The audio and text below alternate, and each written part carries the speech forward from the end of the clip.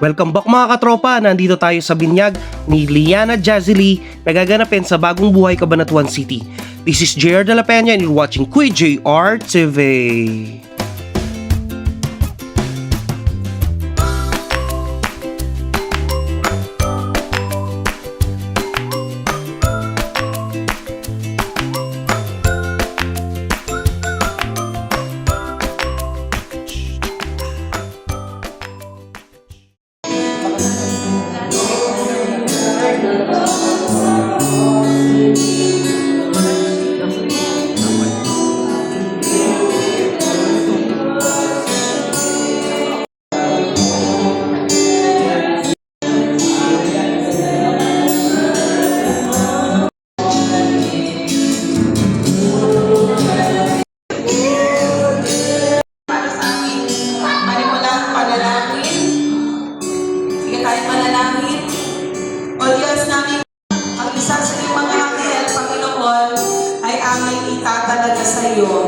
Salamat, Panginoon, sa pagbibigay ng buhay na ito sa kaniyang mga magulang. Baptismal ritual for dedication. Pwede po ba si Gian ay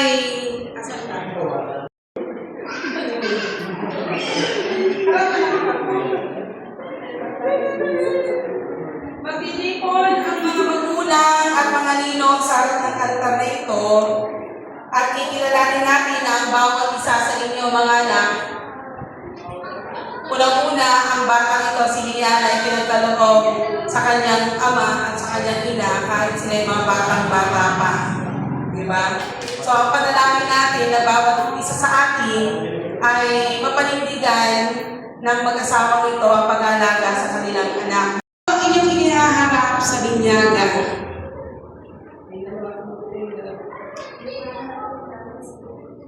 Inihaharap po namin si Liana Jazzy M. Lopez. Ito po mga inulang Itinaharap niyo ba ninyo, mga anak, ang lahat ng kasamaan at ang kapangyarihan ng kadiliman sa mundo ito? Opo, itinatak po namin. Tinatanggap ba ninyo ang kalayaan at kapangyarihan ng binibigay ng Diyos upang labanan ang kawalang katarungan at pang-aapi? Opo, tinatanggap namin.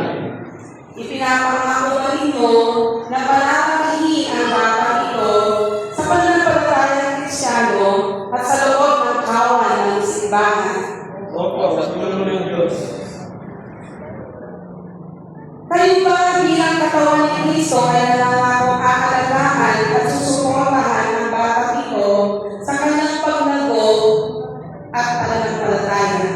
Opo, nangako kami mamuhay sa ibang pamamagitan ng bawat pag-ibig at pag-ibig. Tayo ay manalangin, O aming Panginoon, sa oras na ito ay aming tinatalala.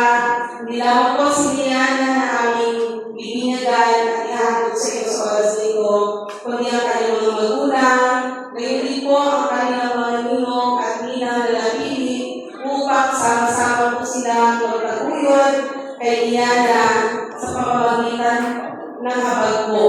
Dalangin namin, Panginoon, ang bawat sa kanila ay tatay tunay na magulang para sa iyong anak nito at aakayin si Liana sa tamang landasin patungo sa iyo.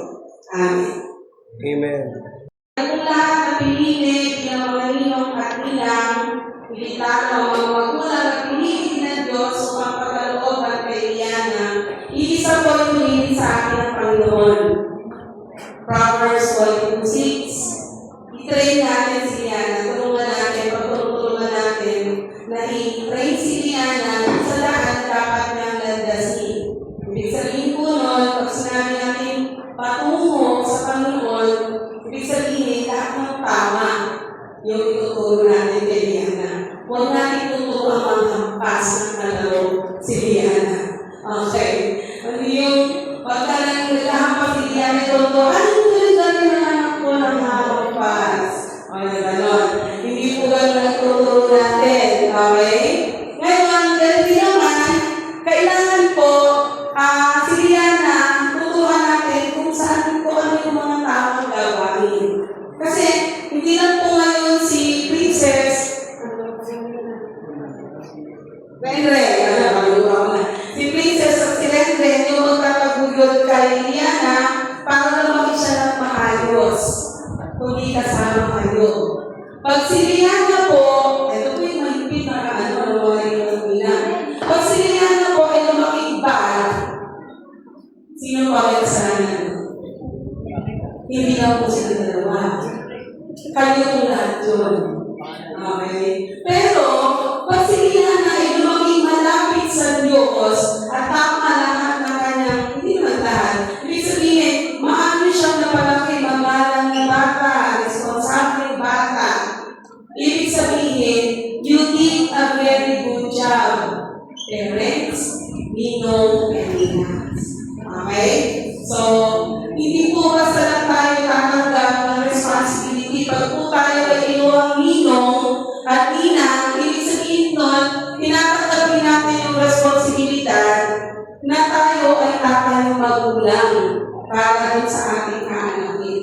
Hindi lang po natatapos sa pagbibigay ng pakimkim, yung pagiging Ninong at Ninang. Hindi yan natatapos po sa pagbibigay ng regalo, kaibigan.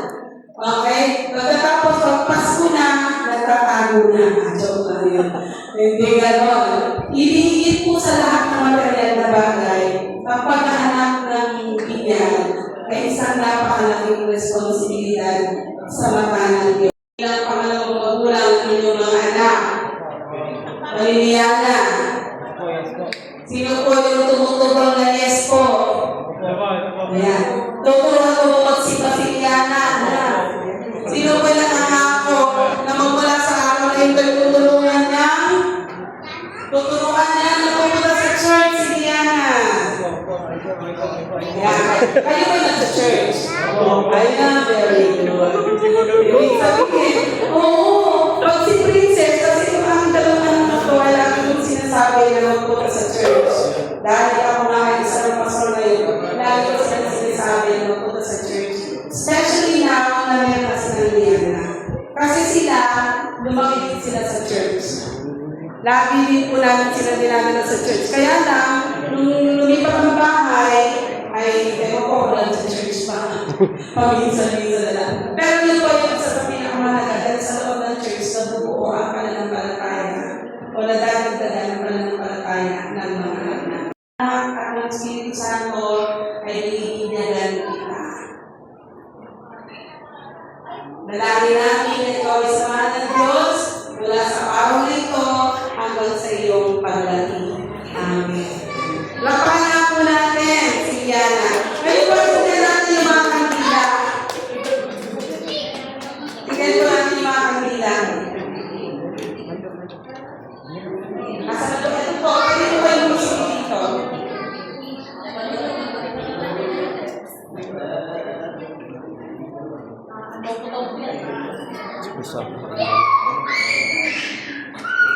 Sa akin ang iwan.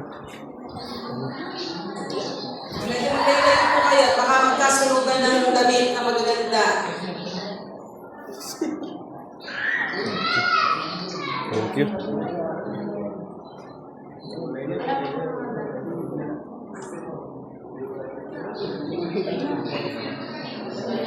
Ayan. Alam niyo po ba bakit nagsisindi ng kandila? Sino ba niya alam? Sino mo first time ang anak ng niya? O wala naman pag first time? Dalawa ang first time. So, ano kami pala? Okay. Yung reason bakit tayo nagsisindi ng kandila, yan yung sumisimbolo na tayo, kaya kayo may kandila, yan yung ilaw na gagabay sa ating pagpapalaki kay Liana. Sa pagtulong natin ang pagpapalaki kay Liana. Ibig kong sabihin, ang ilaw na yan ay ang Panginoon.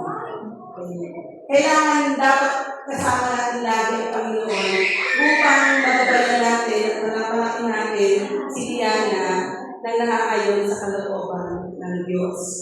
Okay? Kasi hindi natin siya magagabayan ng maayos kung hindi tayo nagagabayan ng maayos ng ating Panginoon. Kaya sa oras ito, mga minamahal ko mga kapatid namin ito, naway sa puso natin ang ilaw na yan, may hawak-hawak ninyo, ay siya din tanglaw, hindi lamang sa kay Liana, kundi sa inyo din mga buhay. At ang ilaw na yan ay sumisipulo ng ating Panginoon. Okay. Amen. Tinatanggap ka namin sa pamilya ng Diyos at sa kawan ng Kristo. Tayo ay magkasama maglilingkod sa Panginoon. Meron naman po isang mahalagang tanda dito. Naniniwala po ang mga Metodista sa prevenient grace. Ang ibig pong sabihin, ang biyaya ng Diyos na kumikilos sa atin bago pa man natin siya makilala. Kaya naman binibigyan natin ang mga sanggol bilang tanda ng pag-ibig ng Diyos na wala pang hinihintay na kapalit. Sabi muna po, sabi photographer, halika muna, ako muna, kasama niyo. Sabi muna po, sunod dito. Okay, 1, 2, 3. 1, 2, 3. 1, 2, 3. Next po, mga Ninong. Ninong muna. Ninong muna po. Nina. Okay. 1, 2, 3. 1, 2, 3. Pagkayari ng binyag, dumiretso naman kami dito sa EMB Family Pool Resort and Event Place dito sa Camp Tino, Cabanatuan City.